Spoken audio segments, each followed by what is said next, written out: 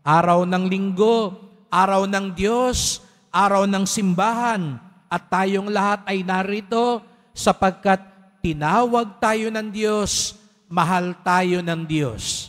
Kaya't bigyan natin ng papuri, parangal at pasasalamat ang ating minamahal na Nuestro Padre Jesus Nazareno.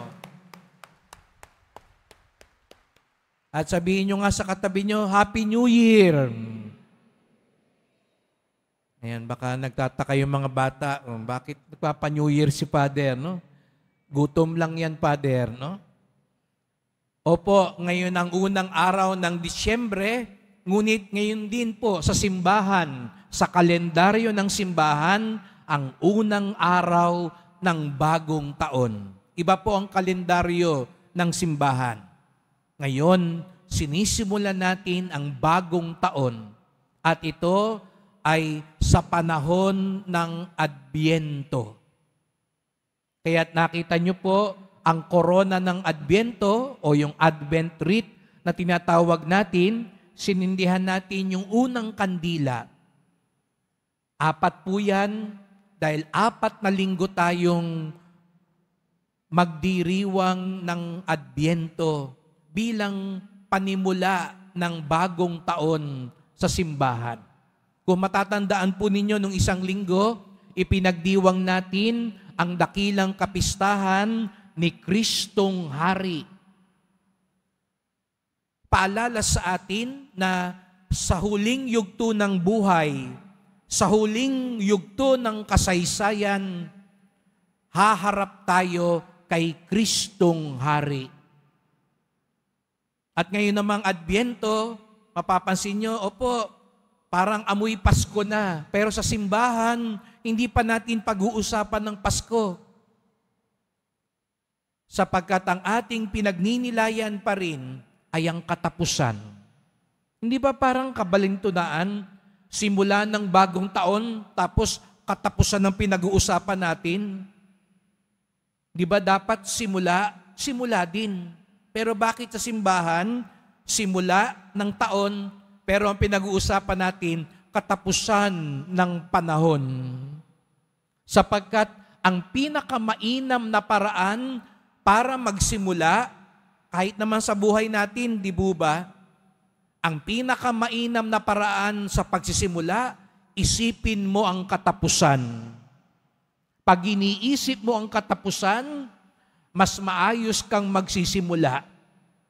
Kaya nga sa Ingles, sabi nga, begin with the end in mind. Kaya di ba yung mga atleta natin, natitiyak ko, yan si Heidelin Diaz, si Kaloy, Yulo, kahit hirap na yan sa ensayo, gutom na yan kasi hindi pwedeng magpataba. Ang sasakit na ng mga katawan at buto ng mga yan. Pero anong nasa isip nila? Yung medalyang ginto. Kaya lahat tiniis nila. Inisip nila yung katapusan. Di ba ganun din ang mga mag-aaral? Iisipin mo yung graduation, kaya mag-aaral kang maigi. Hindi ka magbubulakbol pag may nang-aaya sa yung magbulakbol o wag pumasok, isipin mo, baka hindi ako makagraduate. Iniisip mo lagi yung katapusan. Ganun daw dapat sa buhay. Isipin mo yung konsekwensya. Pag may nag-aalok sa'yo, sabihin sa'yo, isang hit-hit lang naman to. Isipin mo agad, pag nalugo ka dyan, adik ang labas mo, hindi ka na makakatakas dyan. Huwag mong isipin, sabihin sa'yo, isang hit-hit lang yan. Isang shot lang yan. Magiging alcoholic ka na. Isipin mo lagi yung katapusan. Kaya yung mga magnanakaw, yung mga madaling mahuli, hindi nila iniisip yung katapusan. Nandyan ang mga pulis. Akala mo, ang nakikita mo lang yung bag. Hindi mo napansin, may pulis yan sa kanto. Isipin mo lagi ang katapusan. Pag may nangaakit sa'yo, isipin mo ang katapusan. Isipin mo, pag nalaman niya ng misis mo, ng mga anak mo, ng asawa mo. Minsan, di ba, kaya tayo nawawala sa buhay, nakakaligtaan natin yung katapusan. Akala natin, uubra to. Paalala sa atin, Kaya nga't katapusan ang ibinubulalat sa atin. Kaya nga't sa Adbyento, pag iniisip natin ang katapusan, hindi pagkatakot ang gusto ni Jesus Nazareno. Sabi ko isang araw, hindi gawain ng Diyos ang manakot. Kung tunay kang deboto, hindi ka nananakot. Hindi yan ugali ng Diyos. Yung mga taong nananakot, sisiga-siga. Kung makaamba, kung makapagmura, kung magalit, kung makapanindak. Hindi ho yan ang gawain ng Diyos. Ang gusto ni Jesus Nazareno, pag-asa ang mabuhay sa atin. Kaya niya sinasabi itong mga katapusan na ito para mabuhay ang pag-asa. Kung papaano nag-aalab ang kandilang ito, ganun din sana mag-alab ang pag-asa sa buhay natin habang inaantay natin ang pagbabalik ni Jesus Nazareno. Kaya sabihin mo nga sa katabi mo, huwag ka mawalan ng pag-asa. O yan, mukhang walang pag-asa yung katabi mo. No? Nang lulupaypay na. No? Nang lalata na. Sige nga, ulitin mo nga, sabi mo sa katabi mo, huwag ka mawalan ng pag-asa. Ayan, yung mga nagsabing huwag mawawalan ng pag-asa, kayo ang tunay na tutulungan. Yung mga parang lalamya-lamya, ay, uwian na. Sabihin sa'yo ni Jesus Nazareno, paano ako magpapasabog ng himala, lalamya-lamya ka. Lalampa-lampa ka, simangot ka ng simangot dyan, mukmuk ka ng mukmuk.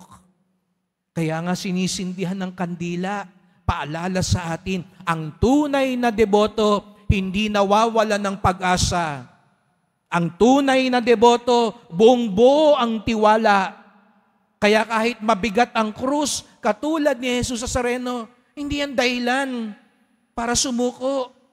Hindi yan dahilan para awayin mo ang buong mundo.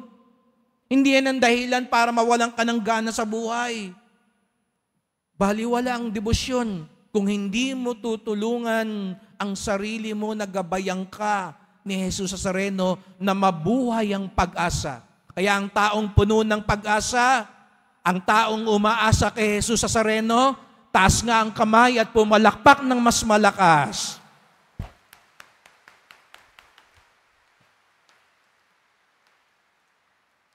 Ayan, buhay na. Pwede na tayong magpasko. Pero bakit ba minsan nawawala ang pag-asa? Bakit hindi maayos ang pag-aantay ng tao? Di lang minsan pag ako'y nandiyan sa may labas, no, nag-aantay din ako, napapansin ko ibang mga tao may inaantay din. Tapos tatawagan, sabihin, nasaan ka na ba? Kanina pa ako nag-aantay dito naka-speakerphone, kaya nakikiusero si Father, no? Nakikinig ako, no? Kasi naka-speakerphone. Sasabihin naman, nakadalawang ikot na ako dyan Hindi mo ba ako napansin? Kasi pwede kang nag-aantay, pero wala naman ang isip mo. Kasi nag-aantay ka nga, tapos may nakita kang mga paninda, uy, ang ganda nito. Yun, dumaan na. Hindi mo tuloy napansin. Dadaan, tas may kausap ka sa telepono, nakatingin ka pa sa taas. Maggulo ang isip. Kaya yung pag-iisip na ganyan, yan ang makatatanggal ng pag-asa. Kaya hindi makapaghahanda. Kaya sabi nga ni Jesus Nazareno sa Ebanghelyo, mag-ingat kayo, huwag magumon sa katakawan, paglalasing, mabuhos ang inyong isip sa mga intindihin sa buhay na ito. Baka abutan kayo ng araw na iyon na hindi handa. Ito raw mga guluhin sa isip. Ito yung nag-aalis ng pag-asa sa atin. Ito yung hindi nakakatulong maghanda sa atin.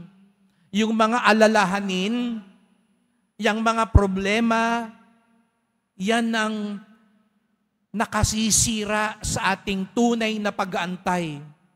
Siguro ngayon, kaya hindi ka makapakinig, hindi ka kanina makangiti, hindi mo mabati yung katabi mo, dami mong iniisip. Ang dami mong pinapasan ngayon, ang dami mong inaalala at kinakatakutan. Mga kapatid, mga kadeboto, huwag niyong hayaan na yung mga alalahanin mo, yung mga problema mo, yung mga kinakatakutan mo, yung kasalanan mo, ay tanggalin si Jesus sa buhay mo. Huwag mong hayaang yung nasa isip mo ngayon, yan ang kumuha kay Jesus Nazareno sa iyo. Kaya hindi mo tuloy siya makita. Dumadating na siya sa ating piling. Opo mga kapatid, dumadating. Hindi lang siya darating sa huling panahon. Araw-araw, nagpaparamdam sa iyong Nazareno. Gusto kang kausapin ni Jesus. Gusto niyang gabayan ka. Pero bakit hindi natin ito marinig? Hindi natin ito maramdaman? Itong mga alalahanin natin ito. Ito ang kumukuha kay Jesus Nazareno sa ating buhay.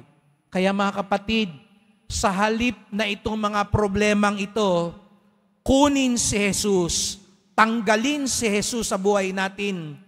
Pwede ba hayaan natin si Jesus Nazareno ang kumuha ng mga problemang yan, na mga alalahanin na yan? Sa halip na yung mga kinatatakutan mo ngayon, yung mga kasalanan mo ngayon, tanggalin si Jesus sa buhay mo.